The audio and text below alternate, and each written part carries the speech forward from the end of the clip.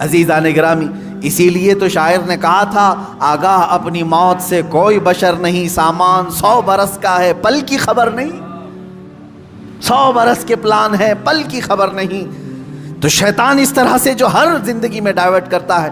اب میں آپ کو بتاؤں ایک چیز، جن چیزوں کو ہم سمجھتے ہیں کہ یہی کل ہے دنیا میں، نوجوان یہ سمجھتا ہے کہ ایک خوبصورت لڑکی مل جائے پوری زندگی ہے، دیکھو اسی پر تو شعر و شاعری کرتا ہے، اسی پر تو پوری محبت کے نغمے گاتا ہے، اسے معلوم نہیں کتنے دن کیا یہ عائش ہے۔ اور کچھ لوگ یہ سمجھتے ہیں کہ مال، گاڑی، کار، بنگلہ ہو جائے یہی سب کچھ ہے۔ تقریباً انہی میں ہم سب دوڑ رہے ہیں، انہی میں ہم دوڑ رہے ہیں۔ ایک بادشاہ نے اعلان کیا کہ آج میری عنایتوں کا دریا جوش میں ہے، میں خوب عطا کروں گا۔ لوگوں کو بلایا، ایک کوئی بندہ ایسا آ جائے جس کے لیے میں کہتا ہوں اپنے ہاتھ میں ایک چھڑی لے لے، لکڑی لے لے، اور وہ زمین پر دائرہ کھینچتا جائے صبح فجر کے بعد۔ اب وہ دائرہ کھینچتا کھینچتا سورج کے ڈوبنے سے پہلے پہلے تک جتنا دائرہ کھینچ لے گا وہ پوری زمین اس کے نام پہ کر دوں گا۔ دن بھر میں آپ کتنے ایکڑ کھینچ لیں گے؟ اگر فری میں مل رہا ہے تو کون چھوڑے گا؟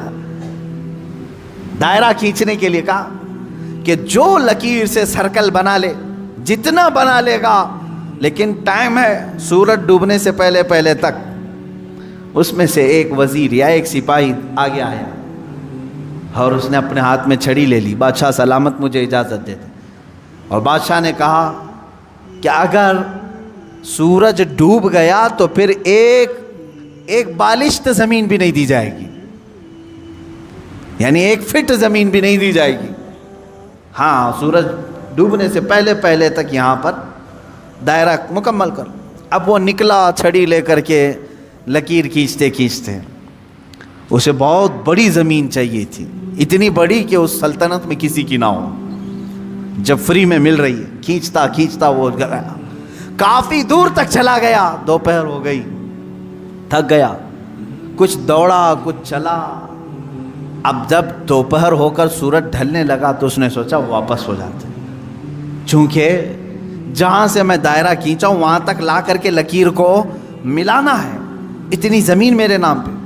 اب واپس ہوا، اب یہ کتنے کلومیٹر کی زمین گھیرا تھا واللہ عالم، دوڑا تھا اس نے صبح سے لے کر دوپہر، نہ کھانا ہے نہ پانی ہے، دوڑ رہا تھا۔ دوڑتے دوڑتے سورج پیلا ہو گیا، عصر کا وقت آ گیا۔ اب اس نے دیکھا کہ بادشاہ کا محل اور سپاہی سب قریب نظر آ رہے ہیں، دل میں ٹھنڈک ہو گئی، میں پہنچ جاؤں گا، سورج کے ڈوبنے سے پہلے پہلے میرے بگننگ پوائنٹ جو ہے جہاں سے سٹارٹ ہوا تو وہاں تک پہنچنا ہے مجھے۔ لیکن تھک گیا تھا، آزا جواب دے رہے تھے، نڈھال ہو گیا، شاید آدھا کلومیٹر یا 1 کلومیٹر باقی رہ گیا ہوگا، چلنے کی سکت نہیں رہی۔ لیکن باہر سے وہاں سے لوگ آوازیں دے رہے تھے، بہت لمبی زمین تو نے گھیرا ہے، اتنی بڑی زمین کسی کو نہیں ملے گی سلطنت میں، آ جا دوڑتے ہوئے۔ کچھ لوگوں نے ہمت دکھائی، حوصلہ دلایا، دوڑا اور تیزی سے دوڑا، پھر دوڑا، سورج ڈوبنے کے بالکل پاس میں آ گیا، سورج غروب ہونے کے لیے بس آدھا سورج اندر جا چکا تھا، اور اس کا پوائنٹ جہاں سے شروع کیا تھا وہ بھی قریب نظر آ رہا تھا، وہ بھی قریب نظر آ رہا تھا۔ دوڑا اور دوڑا، یہاں تک کہ اپنے اس پوائنٹ کے بالکل پاس میں پہنچا، لیکن سورج ڈوبا۔ کتنا باقی تھا؟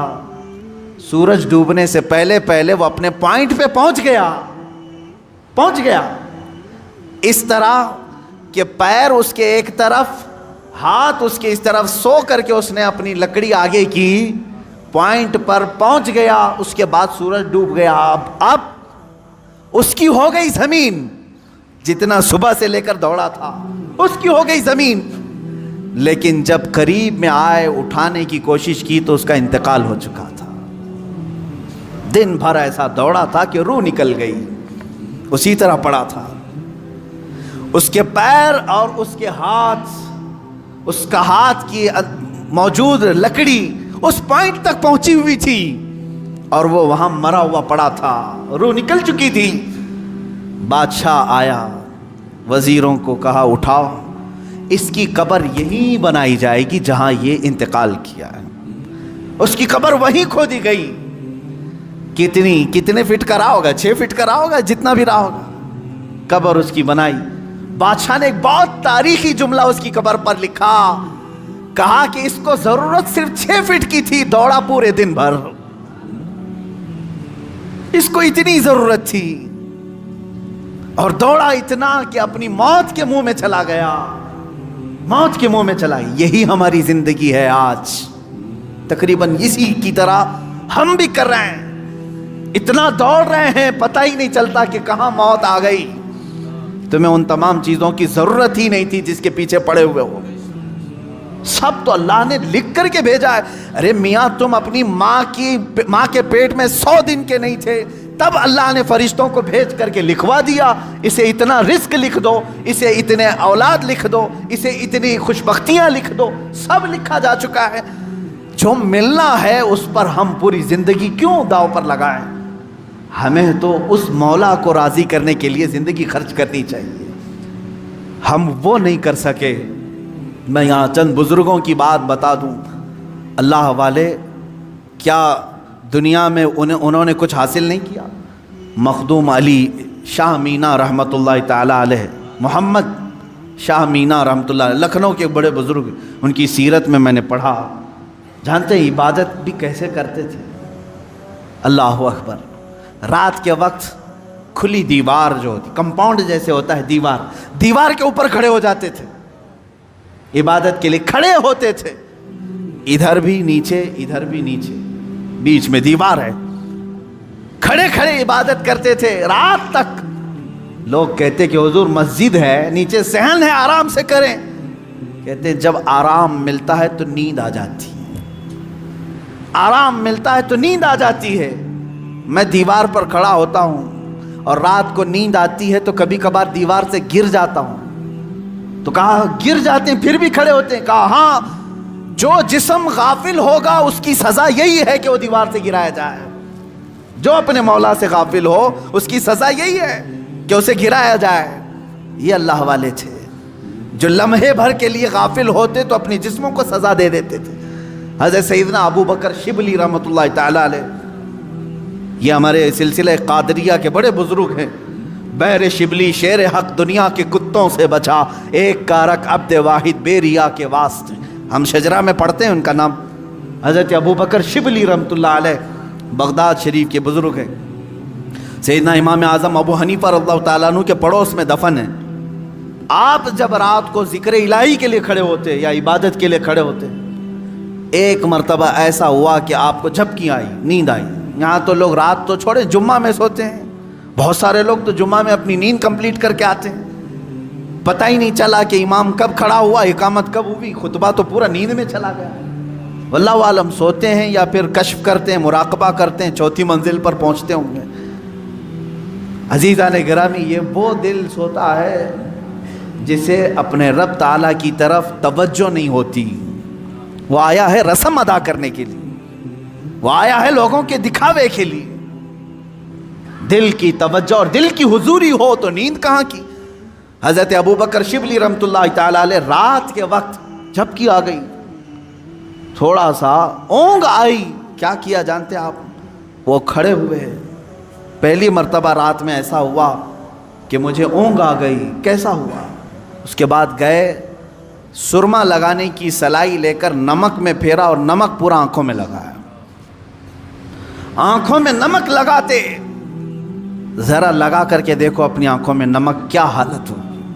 سیدنا ابو بکر شبلی رحمۃ اللہ علیہ کی آنکھوں سے خون رستا تھا، خون رستا تھا، ٹپکتا تھا، اور اسی حالت میں وہ عبادت کرتے تھے۔ لوگوں نے پوچھا کیا یہ اس طرح سے کرنا صحیح ہے آپ کا؟ اپنی آنکھوں کو آپ نے نمک میں ڈال دیا۔ وہ ہنستے تھے، کہا یہ غافل آنکھوں کی تو بہت چھوٹی سزا ہے، بہت چھوٹی سزا ہے کہ میں نے نمک پھیر دیا۔ اگر اسی طرح زندگی بھر غافل رہی تو اس میں تو آگ کی سلائیاں پھیری جائیں گی، آگ کی سلائیاں پھیری جائیں گی، میں تو نمک پھیر رہا ہوں۔ عزیزان گرامی وقار، کہاں ہو تم؟ کس جگہ پر کھڑے ہو آج؟ اپنا مقصد زندگی کو تو سمجھ لو. مجھے کیوں پیدا کیا تھا رب تعالیٰ؟ کیا اسی لیے کہ لوگوں کے تانے، لوگوں کو کی جاسوسی میں اپنی پوری زندگی گزار دوں؟ کس کے گھر میں کیا پک رہا ہے وہی بات کرتے بیٹھا رہا ہوں، کس کی بیوی کیسی ہے وہ ڈسکس کرتا بیٹھا رہا ہوں، کس کے گھر میں ابھی کتنے شادی کے لوگ ہیں وہ ڈسکس کرتا بیٹھا رہا ہوں، کس کی دکان ٹھپ پڑ رہی ہے یہ ڈسکس کرتا بیٹھا رہا ہوں؟ تمہاری زندگی اسی لیے ہے. پوری دنیا بھر کے گلے تانے اور شکوے، غیبت، چغلیاں اس کے لیے ہے. میرے عزیزو، اپنی زندگی کا مقصد سمجھو اور آج کے بعد یہ طے کر لو کہ میں دکان میں ہوں کہ مکان میں ہوں کہ راستے پر ہوں، لوگوں کی عیب جوئی کرنے سے بہتر ہے کہ میں اللہ کو سبحان تو کہوں. میں کہوں سبحان اللہ سبحان اللہ سبحان اللہ، ما اعظم شانک، اے اللہ تو کتنا بلند ہے، تیری شان کتنی بڑی ہے. لیکن اس کی تعریف میں جتنے جملے نکلے وہ تمہاری نیکیوں کے پلے کو اتنا بھر دیتے ہیں کہ قیامت کے دن تم فخر کے ساتھ اٹھائے جاؤ. اپنے ان اوقات کو فضولیات میں نہ برباد کرو، فضولیات میں نہیں.